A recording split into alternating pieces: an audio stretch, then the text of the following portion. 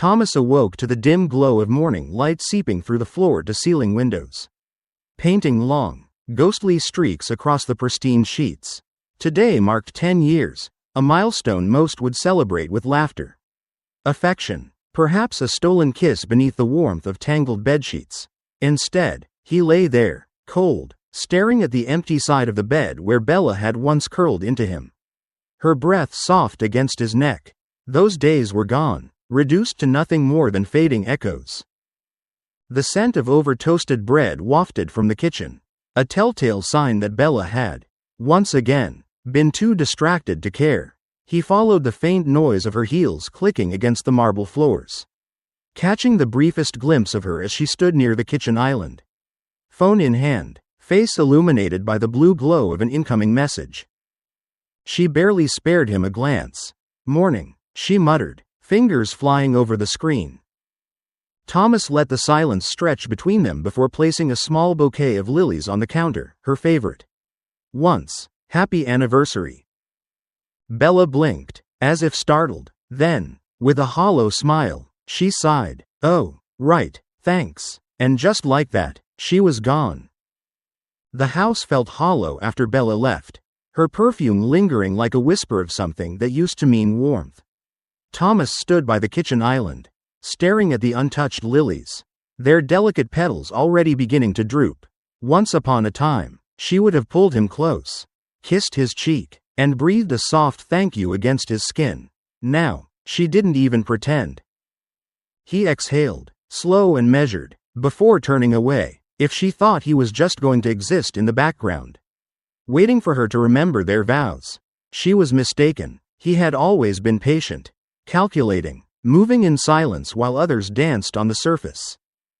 Sliding into his sleek black car, Thomas took the route not to his usual office, but to the place Bella never knew existed, the private headquarters where his real work took shape.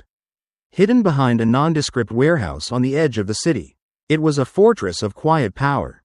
Rows of monitors flickered to life as he stepped inside, the glow reflecting off his sharp gaze. His fingers moved swiftly over the keyboard, pulling up live security feeds from Bella's office. She thought she was discreet, but Thomas had learned long ago that secrets left trails. And there she was, laughing just a little too sweetly with Logan, her hand lingering on his forearm in a way that was far too intimate. His pulse remained steady, his expression unreadable. He had seen enough. Now, it was time to move the pieces into place. Thomas leaned back in his chair, watching the live feed with an eerie sense of calm. Bella had always been charming, but now, watching her drape herself over Logan with that practiced ease, he saw it for what it was, a performance.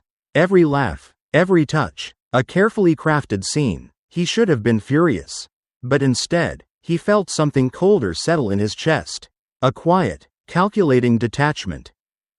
He had built his empire in silence, always preferring the shadows over the spotlight. Bella, so consumed by her own illusions, had never once questioned where the money came from, where his influence stretched. She had played her part well, flawlessly, even until now, but she had made a mistake. She had underestimated him. His fingers moved swiftly over the keyboard, pulling up a second set of data. His private investigator had been thorough.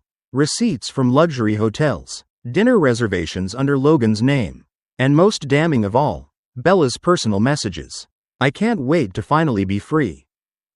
Thomas exhaled, slow and deliberate, the words not cutting like they should. Instead, they solidified his decision. This wasn't heartbreak. This was strategy. He picked up his phone and made 2 calls. One to his attorney, the other to Clara, his right hand, the only one who had seen through Bella's shallow devotion long before he had. "It's time," he said simply, his voice unreadable.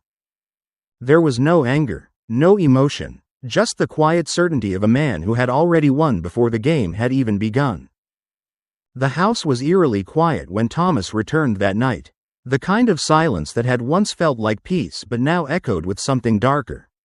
Bella wasn't home yet. Of course not. She was probably tangled in Logan's sheets, whispering sweet nothings while thinking she had everything under control. He poured himself a drink, the amber liquid catching the low glow of the kitchen lights. A slow sip burned down his throat, grounding him. He had spent years building this life, providing for Bella, giving her everything she ever wanted, and she had repaid him with betrayal. But tonight wasn't about grief. It was about setting things in motion. His laptop hummed softly as he opened the folder labeled contingency. Every transaction, every text, every digital trace of her affair was neatly compiled. A paper trail of deceit. She had made it easy.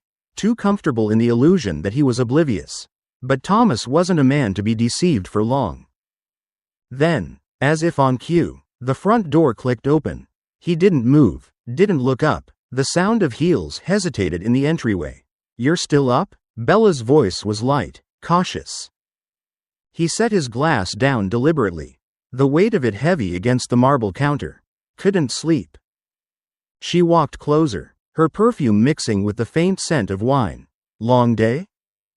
He finally met her gaze, a slow, unreadable smirk curving his lips. "You have no idea." And just like that, the game began. Thomas watched Bella move around the kitchen, her every step rehearsed, perfected over the years of playing the devoted wife. She was a vision, dressed in that silky blouse he had once loved seeing on her, the delicate fabric skimming over her curves. But now, all he could think about was Logan's hands wrinkling that same silk, tugging it off her body in some dimly lit hotel room. She leaned against the counter, crossing her legs in that absent-mindedly seductive way, the one that used to drive him wild. "You seem tense," she noted, taking a slow sip from his whiskey glass without permission. A flicker of heat stirred in him. But it wasn't desire, it was something darker, something sharp-edged and controlled. He stepped closer, brushing a strand of hair from her shoulder, letting his fingers graze the pulse point at her throat. She inhaled a little too sharply. Was it guilt, fear, or did she still think she held the upper hand? "I've just had a lot on my mind," he murmured, his voice smooth as velvet, his lips dangerously close to hers. He let the moment stretch, let her believe, just for a second, that this was still the same dance they'd always done. Then, he pulled away, leaving her breath hitching. "Get some rest, Bella," he said, his tone carrying a quiet finality. He watched her watch him, something flickering behind those deceivingly pretty eyes. She had no idea what was coming next. Thomas leaned back in his chair, fingers steepled, watching the security feed on his laptop. Bella's night was unfolding exactly as he had predicted. She sat in the dim glow of an upscale lounge, a martini glass delicately balanced between manicured fingers. Logan was beside her, far too comfortable, his hand grazing her thigh beneath the table. He had known about the affair for months, but tonight, watching it unfold in real time, was different. It wasn't jealousy burning inside him, it was satisfaction. Every whispered promise, every lingering touch, every stolen moment was another nail in the coffin she had built for herself. A text flashed across his screen. "They just checked into the hotel." Thomas smiled, cold and calculating. His private investigator had been thorough, feeding him breadcrumbs of their betrayal. He had everything now, photographic proof, timestamps, receipts. Bella thought she was playing him, but she had been dancing on his strings from the beginning. Standing, he adjusted his cufflinks, his pulse steady, controlled. By the time she came home, wrapped in the scent of another man, the walls would already be closing in around her. She wouldn't even see it coming. He poured himself a drink, ice clinking against the glass. There was a certain pleasure in knowing he wasn't just leaving her, he was about to dismantle the world she thought she controlled. One move at a time. And the best part? She wouldn't realize she had lost until it was far too late. Thomas sat in his sleek, leather chair, the glow of his laptop screen illuminating the darkness around him. The storm outside rumbled low, matching the slow, deliberate pulse of his own thoughts. Bella had no idea that, as she curled against Logan's chest in the dim glow of their hotel suite, her world was being methodically torn apart, brick by deceptive brick. With a quiet exhale, he pulled up his accounts, the joint ones first, a few keystrokes, And they were frozen, every last dollar locked away. No access, no warning. Next, the credit cards. Declined. The moment she attempted to fund her secret escape with Logan, reality would snap its cold fingers around her throat. Then came the house, his house. The listing had gone live hours ago. Offers were already pouring in. Cash deals only. By morning, the property she had taken for granted, the home where she had plotted her betrayal, would no longer be hers to return to. He leaned back, fingers drumming against the desk. The power of quiet revenge wasn't in the explosion, it was in the slow, creeping realization. Bella would wake up to Logan's warmth, thinking she had won. Then, she'd reach for her phone, try to check her accounts. Panic would set in. She would call, text, beg, and he would not answer. By the time she understood that she had gambled everything on a fantasy, only to be left with nothing, Thomas would be somewhere else. Untouched, unbothered, unreachable. The rain drummed against the mansion's wide-paneled windows as Thomas sat in the quiet luxury of his study. A glass of whiskey in one hand, his phone in the other. Bella had called a dozen times already, each one a frantic, desperate plea that he let her explain, that he hear her out. The last voicemail she left was a wreck of stifled sobs and broken words. Thomas, please, I didn't mean for it to be like this. I made a mistake. I need you. I love you. He let the words sit there, hollow and meaningless, a feeble attempt to salvage the ruins she had so carelessly set aflame. Outside, through the security feed, he could see her, small and soaked, standing at the iron gates of the mansion, looking nothing like the composed, poised woman who had once graced his world with entitlement and deceit. Her once pristine hair clung to her face, her coat useless against the relentless downpour. But inside, warmth bloomed. Clara sat across from him, legs tucked beneath her, sipping from a mug of tea, completely unbothered by the storm outside. She had stayed after dropping off some last-minute documents, and their conversation had effortlessly shifted away from business. She was everything Bella wasn't: grounded, steady, real. The phone buzzed again, but this time, Thomas didn't even glance at it. Instead, he leaned forward, his eyes locking onto Clarice, a slow, knowing smirk curving his lips. "Stay a little longer," he murmured, and she smiled. The following morning, Thomas stood at the window, his eyes fixed on the long driveway where Bella's car remained parked. Her silhouette barely visible behind the windshield. She had stayed the entire night, whether out of stubbornness, desperation, or sheer lack of options. It didn't matter. She had made her choices, and now she was paying the price. He took a slow sip of his coffee, the rich aroma filling the room, a stark contrast to the bitter reality she now faced. Behind him, Clara moved around the kitchen, the soft clink of dishes grounding him in the present. She had stayed too, but not out of desperation. She had lingered because she wanted to, because something between them had shifted. The night before, they had sat together for hours, unraveling conversations that had nothing to do with business, nothing to do with revenge, just simple, easy moments that reminded Thomas what it was like to be with someone who saw him. A knock echoed through the house, loud and insistent. He knew who it was before even checking the feed. Bella, red-eyed, rain-drenched, her lips trembling as she pounded on the heavy doors. Clara's voice came from behind him, calm, unbothered. "She's not going to stop, is she?"